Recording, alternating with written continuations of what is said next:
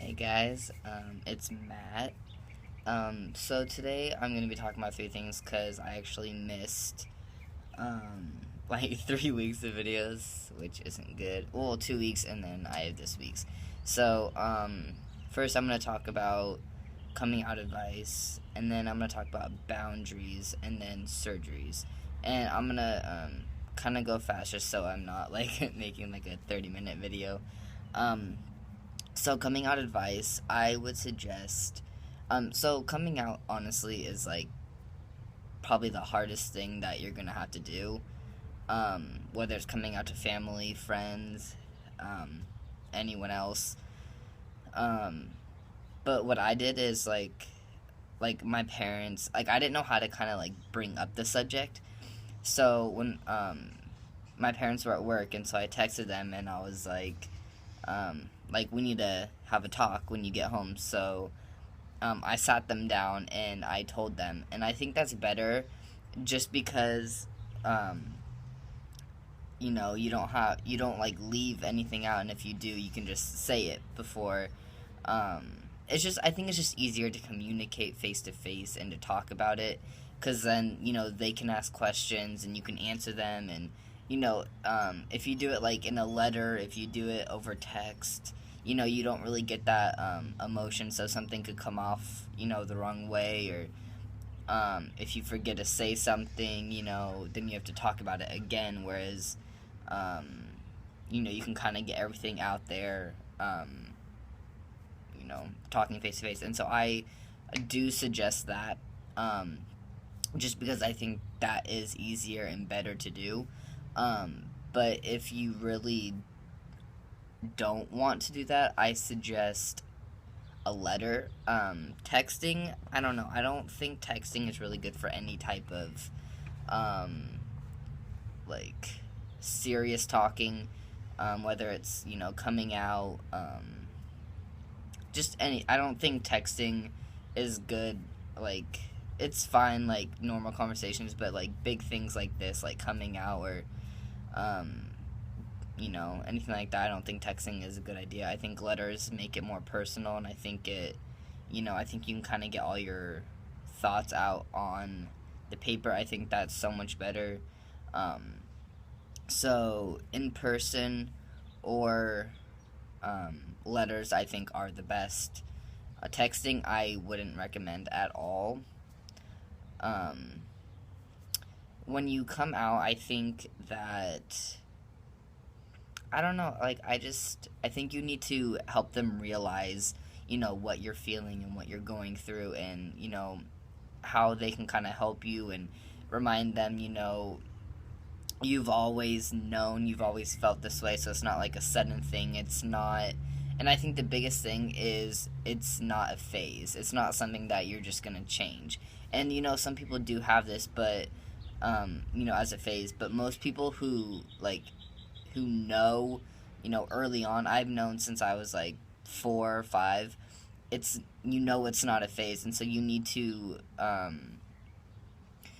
remind them of that it's not a phase, that this is your life. And it's hard because you don't really know how someone's gonna take it. Um, but if this is something that's really gonna make you happy, then you need to do it, whether you get the approval of others or not. And yeah, it's hard, especially if you're not gonna get that love and support, and approval from your family and friends. But um, it's it's worth it. Like they can't hate you. They can't be mad at you forever. It's stupid. Like this is your life, and if it's gonna make you happy and it's gonna make you want to live, and you know, then do it. So that's my advice for that. Um, Boundaries. So boundaries are a huge thing. Whether you're straight, gay, lesbian, trans, it doesn't matter. Boundaries, everyone has them. But specifically for transgenders, and I did make a video about this on my personal channel, which I'll put the link to.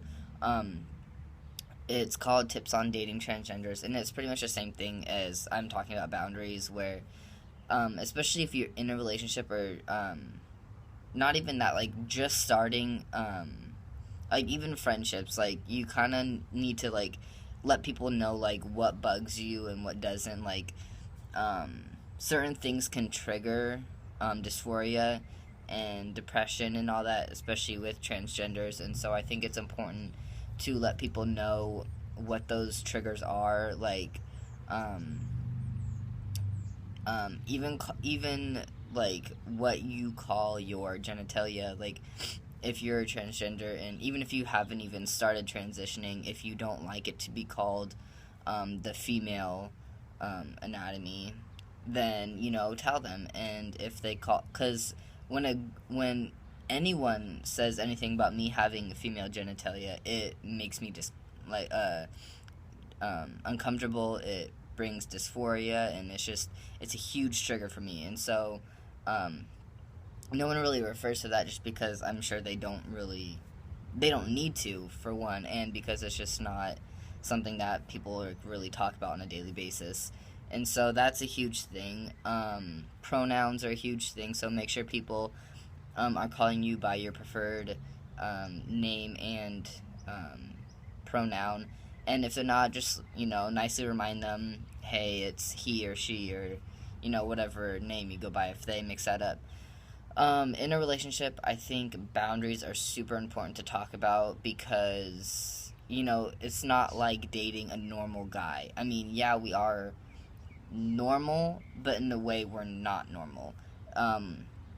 Because especially like I said, genitalia is super important. I think that's more important than in a relationship than in friendship, because friends don't really talk about your genitalia, whereas um, in a relationship, that's, if you're intimate, I think that's something that you do talk about. And so for me, I like to be referred to as having male genitalia. I don't like referring to it as the female. And so I think that's huge, because that really triggers me. That's probably my most, my biggest trigger, is genitalia. Also, if you are intimate, that's really important to talk about, is boundaries, because if you haven't had your chest surgery, and you don't like your chest touched, or you don't like your waist touched because it's close to your genitalia, and so that can be a huge thing.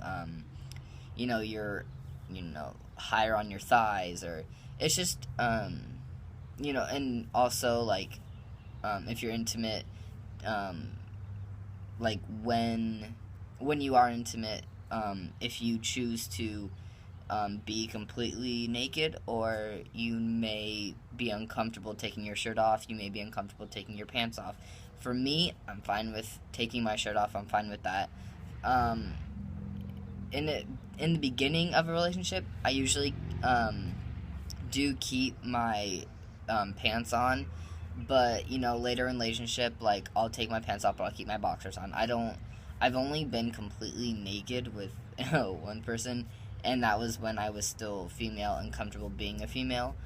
But other than that, so no one else has seen me, you know, uh, completely naked or anything like that. But that's where my comfort kind of ends, is being completely naked. I'm not comfortable with that, because I'm not comfortable with my genitalia, and so that's a huge thing. And so you kind of just got to talk about things, and you have to let your partner understand how you're feeling and where you're coming from, because they're not going to understand, why certain things make you upset and, trigger your dysphoria. And so you need to, help them understand. You got to help really anyone in your life understand, but when you're in a relationship, and especially if you're intimate, you have to communicate, because communication is key. Otherwise, because I didn't have good communication, with one of my girlfriends a few times, and so that made it really hard.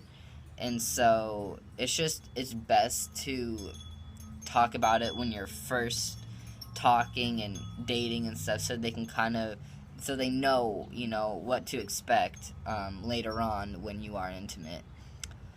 Um, so the last thing was surgery. So, I, top surgery, not a big deal.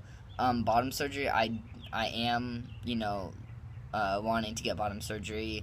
That's a huge thing for me, like huge, huge, huge. I'm hoping to get it in a few years. Once, probably after once I graduate from college, just because I want to get that all paid for and out of the way. So once I have that and I'm kind of, in my career and I'm, life is steady, then I'm going to look into that. I just want to get, price and stuff so I can figure that out. But it is a very expensive surgery.